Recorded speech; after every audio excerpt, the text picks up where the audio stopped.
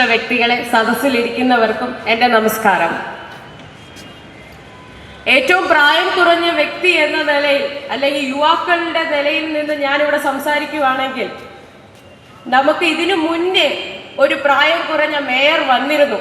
അതുപോലെ ആകില്ല എന്ന് ഉറപ്പ് വരുത്തിക്കൊണ്ടാണ് ഈ സ്ഥാനത്ത് ഞാൻ നിൽക്കുന്നത്. കാരണം എൻ്റെ മുന്നിൽ വ്യക്തമായ ഒരു ദൗത്യമാണ് ഏൽപ്പിച്ചിരിക്കുന്നത്.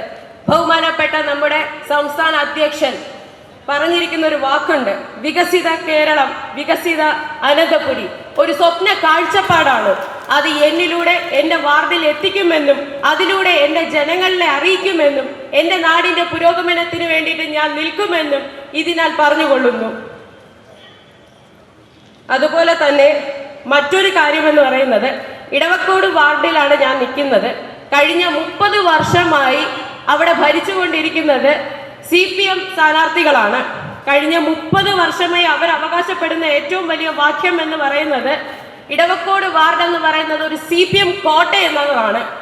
ഈ വർഷം അല്ലെങ്കിൽ ഇത്തവണ തന്നെ ഈ ഒരു CPM കോട്ട പൊളിച്ചടുക്കിക്കൊണ്ട് താമര വിരിക്കുമെന്ന് ഇതിനാൽ ഞാൻ പ്രഖ്യാപിക്കുന്നു. എൻ്റെ പൂർണ്ണ വിശ്വാസമാണ്. എൻ്റെ ജനങ്ങൾ അത് ആഗ്രഹിക്കുന്നുണ്ട്.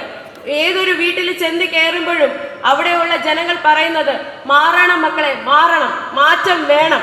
അത് തിരുവനന്തപുരത്തും മാറ്റം വേണം, ഇടവക്കോടും മാറ്റം വേണം. അത് എല്ലാ അർത്ഥത്തിലും പറഞ്ഞുകൊണ്ട് എൻ്റെ വാക്കുകൾ നിർത്തുന്നു. നന്ദി, നമസ്കാരം.